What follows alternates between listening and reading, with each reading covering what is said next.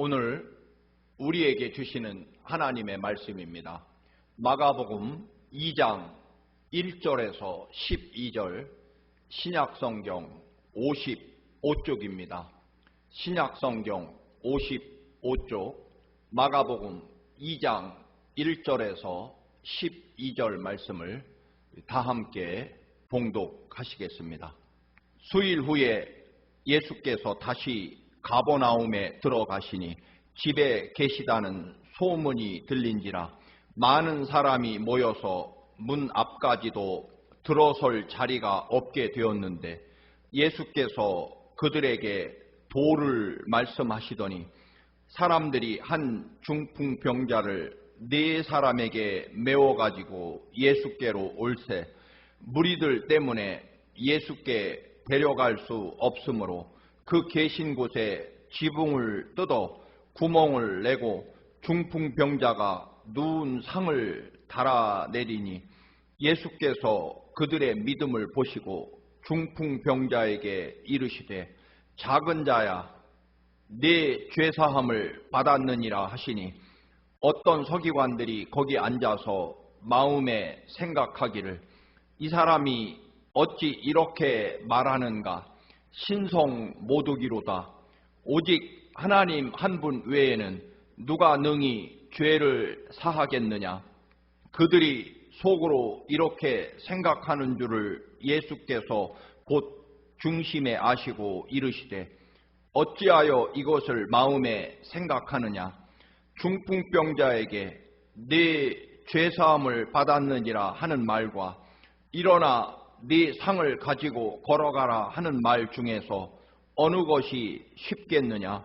그러나 인자가 땅에서 죄를 사하는 권세가 있는 줄을 너희로 알게 하려 하노라 하시고 중풍병자에게 말씀하시되 내가 네게 이르노니 일어나 네 상을 가지고 집으로 가라 하시니 그가 일어나 곧 상을 가지고 모든 사람 앞에서 나가거늘 그들이 다 놀라 하나님께 영광을 돌리며 이르되 우리가 이런 일을 도무지 보지 못하였다 하더라.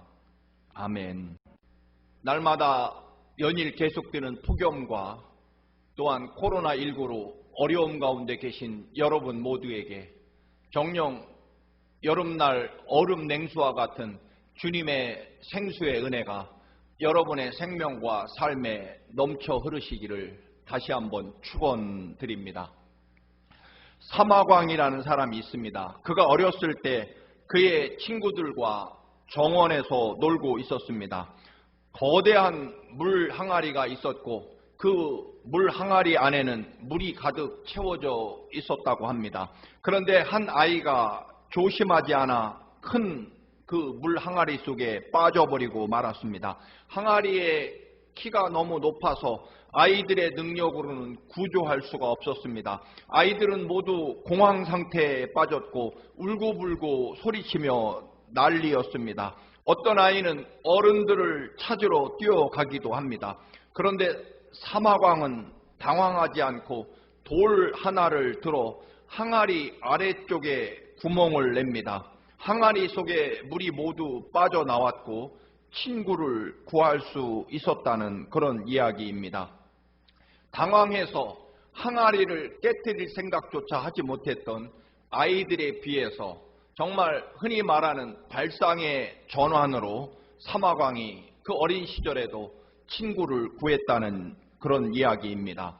저도 참 좋아하는 예화입니다만 비슷한 이야기가 많이 떠돕니다. 한 회사의 입사 시험 문제입니다. 어떤 젊은이가 평생을 꿈꾸던 2인용 빨강색 스포츠카를 삽니다. 너무나 행복하고 기뻐 여행을 시작합니다. 그런데 험한 산속을 달리던 중에 홍수경보가 발령되었고 곧 모든 도로가 끊길 것 같으니 빨리 피신하라는 내용이었습니다.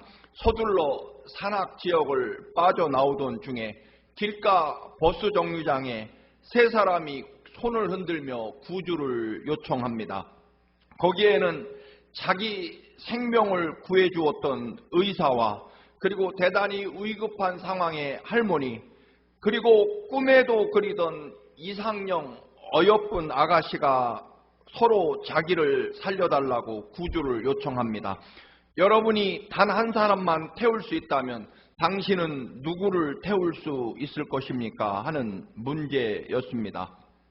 한 사람은 그 어려운 수술을 통해 자기의 생명을 구해준 은인이며 또 사회에서 가장 필요하다고 여기는 가치가 있다라고 생각하는 의사, 그래도 윤리 도덕적으로 여성이면서 가장 위급한 환자인 할머니, 아니면 다시는 만나지 못할 꿈에도 그리던 어여쁜 이상형의 아가씨, 누구를 차에 한 사람만 태울 수 있을까요?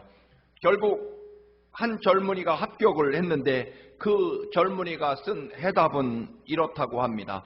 내 자동차를 의사 선생님에게 주고 의사 선생님이 위급한 할머니를 태우고 병원으로 가게 한 다음 자기는 거기 남아서 어여쁜 아가씨를 지키며 구조대가 올 때까지 기다리겠다는 그런 대답이었다고 합니다. 물론 아마도 누군가가 지어낸 이야기지만 참으로 많은 의미를 담고 있는 이야기입니다.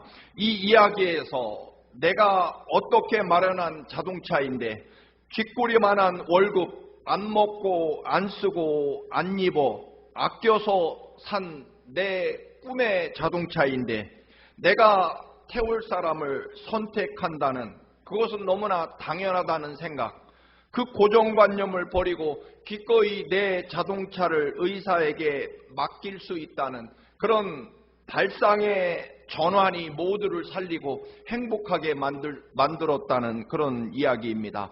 내 것이니까, 내가 정말 안 먹고 안 쓰고 안 입으면서 마련한 내 자동차이니까 당연히 내가 운전을 하고 내 소유라는 그런 고정관념을 가지고 있는 한 해답이 나오기 어려울 것입니다. 여러분, 혹독한 무더위와 가뭄 그리고 코로나19로 참으로 어려운 날이 여전히 계속되고 있습니다. 그러나 이 고난과 시련의 어려움 속에서 발상의 전환 또는 창조적인 파괴를 통해서 우리가 더 놀랍고 위대한 하나님의 구원의 은총과 생명을, 축복을 소유할 수 있다라고 하는 말씀입니다. 그러한 주제로 오늘 네 번째 말씀을 드립니다. 예수님께서 말씀을 가르치시고 계시던 가버나움이라는 마을, 그 한 집 앞에 엄청난 사람들이 몰려듭니다. 성지순례를 갔더니 그 집은 베드로 사도의 집이라는 전설을 말해 주었습니다. 예수님이 말씀을 선포하고 계셨고 발을 디딜 틈이 없을 만큼 엄청난 사람이 몰려들었습니다. 그런데 그 복잡한 와중에 중풍병자를 네 사람이 침상을 통째로 메고 와서 예수님 계신 집으로 들어오겠다는 것입니다. 사람들이 너무 많아 도무지 예수님 앞으로 갈 수 없었습니다.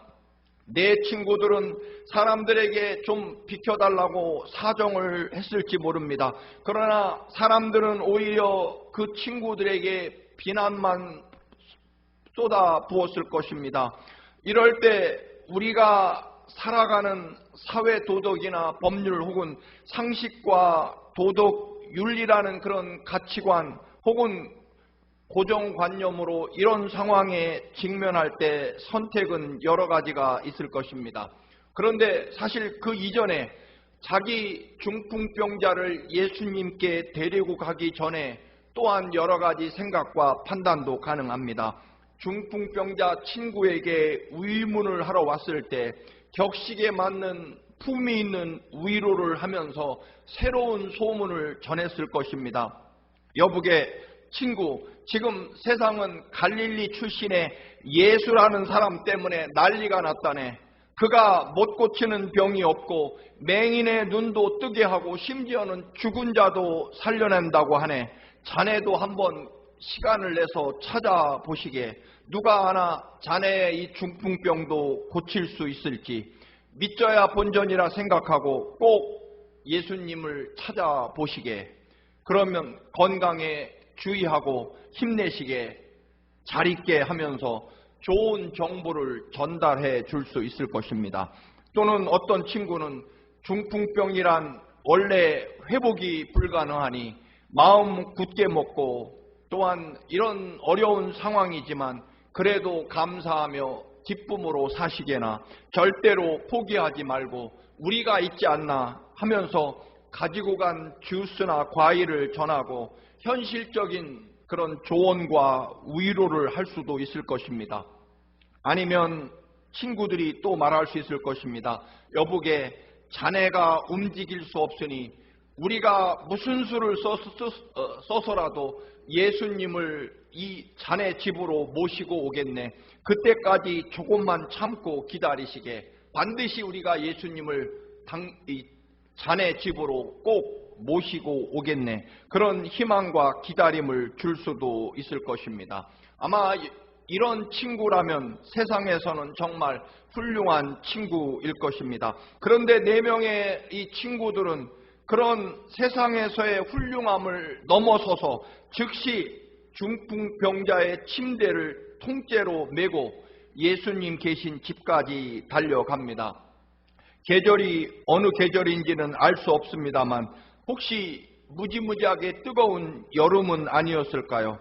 예수님을 친구 집으로 데리고 오겠다는 것이 아니라 우리가 예수님 계신 곳으로 이 친구를, 그것도 침상을 통째로 메고 예수님 계신 곳으로 데리고 가겠다는 열정과 사랑입니다. 이미 중풍병자는 움직일 수 없으니 예수님을 중풍병자 친구 집으로 모시고 와야 한다는 자기 중심적인 그런 발상을 넘어섰다는 것입니다. 서두에 내 자동차, 그것도 평생 소원을 가지고 안 먹고 안 입고 안 입으면서 안 쓰면서 마련한 이 자동차, 생명과도 같은 내 자동차 내가 소유하고 내가 운전해야만 된다는, 다른 사람에게 내 자동차를 넘겨준다는 생각조차 할 수 없는 자기 중심적 발상을 넘어서야만 어렵게 마련한 자동차를 의사 선생님에게 넘겨줄 수 있는 것입니다. 마찬가지로 내가 나를 버리고 희생을 각오하고 섬김을 각오하고 낮아짐을 감당해야만 해결책이 하나님 나라에서 보일 때가 훨씬 많다는 것입니다. 이것이 하나님 나라의 법칙입니다.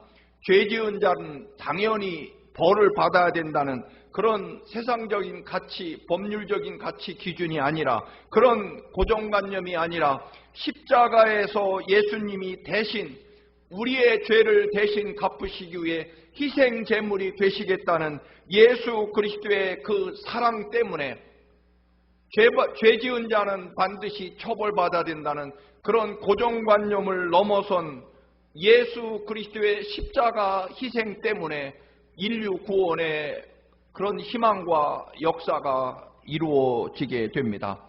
사실 우리의 문제는 늘 우리가 그 위대한 하나님의 구원의 은총과 기쁨 가운데 살지 못하는 것, 그 이유는 결국 여전히 나라고 하는 그런 고정관념, 내 소유와 이익과 자존심의 그 껍질 안에서 벗어나지 못하기 때문에 해결책을, 또는 위대한 더 놀라운 하나님의 축복을 소유하지 못한다는 것입니다.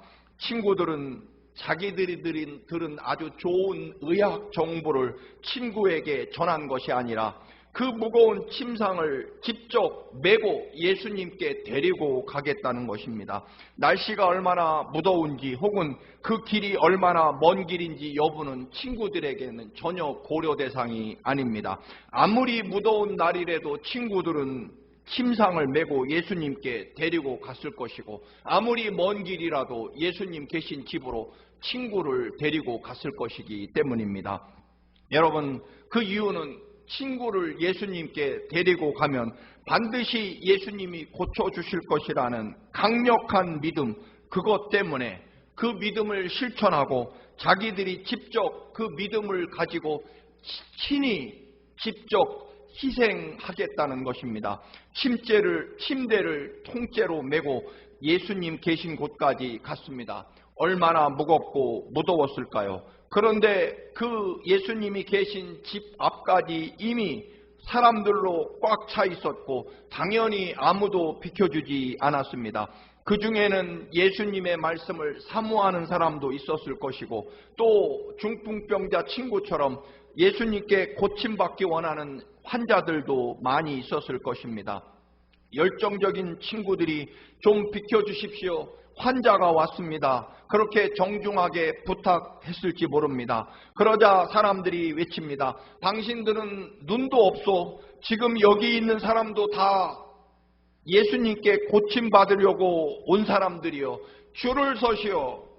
늦게 왔으면 뒤에서 조용히 기다릴 것이지 이 좁은 골목에 침대를 통째로 메고 와서 다른 사람들을 불편하게 하다니 당신들은 예의도 상식도 없다라고 하는 그런 핀잔을 듣지는 않았을까요?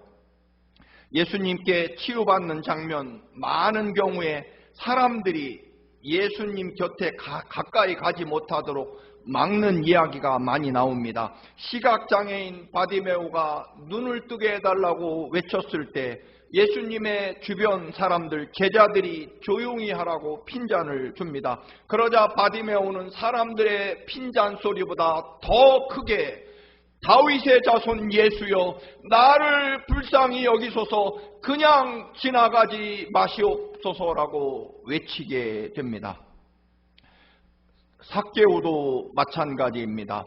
예수님을 보고 싶어 길로 나섰던 삭개오는 이미 너무 많은 사람들이 예수님을 볼 수 없도록 길을 막고 비켜주지 않습니다. 삭개오는 사람들을 미치지 않고 보란듯이 마을 입구 맨 앞으로 달려나가 그것도 부족해서 돌 무화과나무 꼭대기 위로 올라가게 됩니다. 12의 혈루증 앓던 여인도 예수님께 고침받으러 나갔더니 예수님 주변에 사람들이 너무 많이 예수님을 애워싸고 있었습니다. 그래서 그 여인은 몰래 예수님의 옷자락을 잡기로 합니다. 여러분, 원수마귀 사탄 혹은 믿지 않는 사람들의 핍박과 박해가 우리의 믿음을 흔들고 넘어뜨리는 것이 아닐 것입니다. 오히려 예수님과 가까운 예수님 주변 사람들이 내가 은혜를 받고 구원받지 못하게 가로막는 장벽이 되고 또 심각한 시험과 상처를 받게 합니다. 그러나 여러분, 이것을 뛰어넘는 사람들에게 예수님은 언제나 말씀하십니다. 내 믿음이 크도다. 네가 믿은 대로 될지어다라고 축복을 하십니다. 그렇습니다. 사실 언제나 먼저 온 우리들이 문제입니다. 내가 먼저 왔으니, 내가 더 오래 기다렸으니, 혹은 내가 더 많이 수고했고 희생했으니, 내가 이 교회를 더 오래 다녔고 예수를 더 오래 믿었으니 이 내가 더라는 이것이 언제나 문제입니다. 여러분, 병원 응급실에 대원칙이 있다고 하죠. 누구를 먼저 치료할 것인가라고 하는 대원칙입니다. 그것은 아무리 오래 기다렸어도 죽어가는 사람, 생명이 위급한 순서대로 치료한다는 것입니다. 감기 환자로 아무리 오래전에 왔어도 순서대로 치료하는 것이 아니라 더 생명이 위독한 환자를 먼저 치료한다는 대원칙 말입니다. 아무리 지위가 높고 아무리 돈이 많고 아무리 많이 배우고 아무리 오래 기다리고 아무리 많이 희생했어도 하나님의 교회에서도 대원칙이 있습니다. 한 영혼이 더 소중하다는 것입니다. 4명의 친구들, 사람들에게 가로막혔고 좁은 골목길이라는 환경에 막히게 됩니다. 또 이때 우리가 가지고 있는 인간적인 상식과 그리고 윤리적인 품격을 가지고 해결하려면 여러 가지가 있을 것입니다. 첫 번째로 당연히 세상 법칙에서 늦게 왔으면 맨 뒤에서 기다리다가 예수님이 나오실 때 만나 뵙는 것입니다.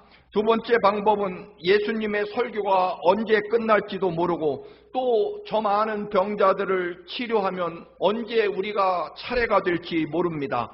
배도 고프고 또 중풍병자의 대소변도 가려야 하니 이러지 말고 다시 집으로 가서 기다리고 한 사람이 남아서 예수님이 모든 일을 다 마치면 그 예수님을 친구의 집으로 모시고 가자. 대단히 현실적이고 품위 있는 방법, 그것이 있을 것입니다. 또 하나는 무식하지만 기왕 여기까지 왔으니 우리 힘을 합쳐서 침상을 들이밀고 사람들을 밀쳐내고 힘으로 밀고 들어가는 방법이 있을 것입니다. 마지막으로 더럽고 치사하다, 양보할 줄 모르는 예수 믿는 것들이 더해 다시는 상종하지 말자, 그렇게 욕을 퍼붓고 심지어는 침을 뱉고 돌아가 버리는 그런 길도 있을지 모릅니다. 여러분, 인간의 상식과 자존심, 체면이라는 법칙에 의해서, 그 원리에 의해서 판단하고 행동한다면 그들의 신앙은 여기서 막히고 끝났을 것입니다. 그러나 4명의 친구는 그런 인간의 상식과 체면과 자존심에 근거한 믿음이 아니라 친구를 위한 사랑, 믿음에 근거한 신앙, 그리고 무엇보다 더 근본적인 것은 예수 그리스도는 그에게 부르짖는 그 어떤 사람도 구원하시고 그들의 부르짖음과 기도를 절대로 거절하지 아니하시고 예수 그리스도를 만나기만 하면, 예수 그리스도 앞에 진정으로 서기만 한다면 예수님이 우리의 모든 소원을 이루어 주시고 그리고 응답하시고 또 내 친구의 질병을 능히 치유할 것이라는 그런 절대적인 예수 그리스도를 믿는 믿음에 근거한 발상, 인간적인 상식과 판단이 아니라 오직 예수 그리스도의 그 권능과 사랑과 희생에 근거한 발상이 새로운 창조와 위대한 하나님의 축복을 이루어낸다는 것입니다. 여러분, 마지막 장벽 앞에서, 이스라엘처럼 홍해바다 앞에서, 메마른 사막에서 마실 물과 먹을 것이 떨어져 죽어갈 때의 선택과 판단의 근거는 인간의 상식과 경험과 체면이 아니라 절대적으로 주님을 믿는 믿음에 근거한 생각과 판단과 발상의 전환, 즉 내가 아니라 예수 그리스도의 사랑과 구원이라는 그 근거에 의해서 새로운 믿음을 만들어내는 그러한 여러분들이 되시기를 축원합니다. 이것이 장벽을 넘는 믿음입니다. 주님만을 바라보기에 사람들과 겨루고 사람들과 싸우고 사람들을 밀어내고 그러지 않습니다. 주님을 바라보는 주님의 근거한 판단, 발상이기에 막힌 길을 새롭게 뚫어냅니다. 사람에게 막혀 집으로 돌아가지 않습니다. 예수님을 향한 간절한 열망과 믿음으로만 보이는 길을 찾아냅니다. 만들어냅니다. 마치 하나님께서 사람들이 이전에도 이후에도 가본 적이 없는, 본 적이 없는 홍해바다 속에 홍해바다를 갈라서 길을 만들어내는 것처럼 말입니다. 사람에게 매달리고 사람들을 붙잡고 사람들과 싸워 이기면 찾아낼 수 없는 하나님의 길, 새로운 창조적인 믿음의 길, 발상의 전환 또는 세상 말로 창조적인 파괴를 만들어내게 됩니다.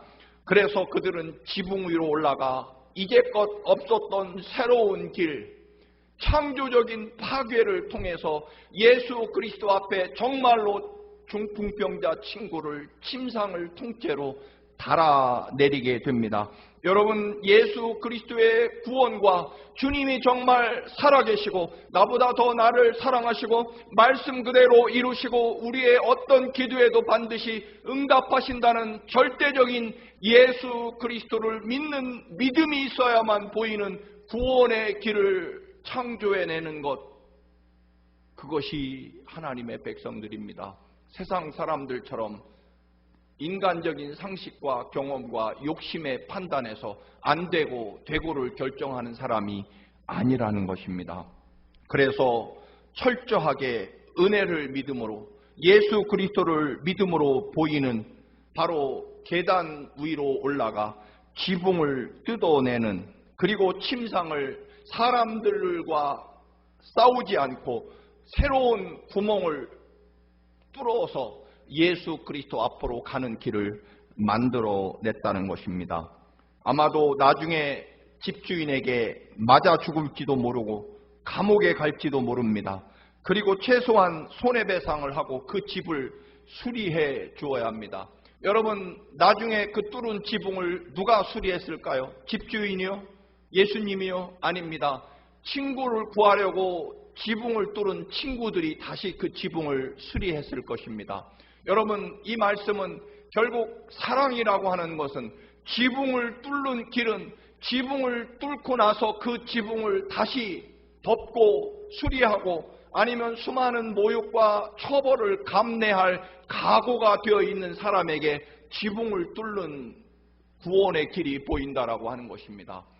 우리가 다 어렵고 힘들고 지치고 또는 때로는 절망 가운데 이 세상이 현재 위치하고 있습니다. 그러나 여러분, 우리는 사람의 능력과 판단으로 선택하는 사람들이 아닙니다. 하나님을 믿기에 이 우주 만물의 창조주이시며 또한 십자가에 내 대신 죽으실 만큼 나를 사랑하시는 주님의 절대적인 사랑으로 볼 수 있는 사람의 생각과 경험이 아니라 예수 그리스도를 믿는 믿음의 근거에서 바라보는 영적인 눈과 그리고 사람의 생각이 아닌 예수 그리스도의 사랑과 은혜 가운데 바라보는 위대한 발상의 전환, 그리고 우리 사람들의 생각 이것을 파괴하는 창조적인 파괴, 즉 막힌 지붕을 뚫고 막힌 사람들을 넘어 지붕의 구멍을 뚫고 예수 그리스도를 찾아가는 새로운 길을, 새로운 구원의 길을 열어내는 창조적인 파괴를 통해서 우리는 새롭고 위대한 이 시대를 이겨나갈 하나님의 위대한 축복을 소유하게 될 것입니다. 몰상식한 길입니다. 언제나 그럴 수 있는 길은 아닙니다. 그러나 여러분, 언제나 분명한 것은 희생과 사랑이 있어야만 보이는 구원의 길이라는 것입니다. 사랑하는 교우 여러분, 이제 예수님께서 분명히 선포하십니다. 그들의 믿음을 보시고 중풍병자에게 이르되 작은 자야, 네 죄사함을 받았느니라. 내가 네게 이르노니 일어나 상을 가지고 가라. 집으로 가라. 사람들이 외칩니다. 우리가 이런 일을 도무지 본 적이 없었다. 생전 처음 보는 일이다라고 말합니다. 이 어려움의 시대에 여러분, 본 적이 없는 창조적인 발상의 전환, 이 믿음이 또 우리에게도 필요합니다. 사람의 판단이 아니라 사람의 지식과 경험과 조건에 매이는 믿음이 아니라 살아계신 하나님, 십자가에 내 대신 죽기까지 사랑하시는 주님의 그 믿음으로 볼 수 있는, 그리고 주님에 대한 절대적인 믿음으로만 만들 수 있는 지붕의 구멍을 뚫어내고 먼지를 피우며 새로운 구원의 길을, 새로운 복된 길, 생명의 길을 이루어내는 여러분들의 믿음이 되시기를 주님의 이름으로 축원합니다. 할렐루야. 거룩하신 주님, 여전히 내 이익과 아버지 체면과 자존심에 매여 있는 저희들의 믿음입니다. 이제 아버지 하나님, 지붕을 뚫어내는 홍해바다에 바다를 갈라 길을 만들어내는 창조주 하나님의 그 형상을 닮아 우리들도 발상의 전환, 창조적인 파괴의 믿음을 통해서 하나님께 나아가게 하시고 이제껏 없었던 위대한 믿음의 역사와 축복을 소유하게 하옵소서. 예수님의 이름으로 기도드립니다. 아멘.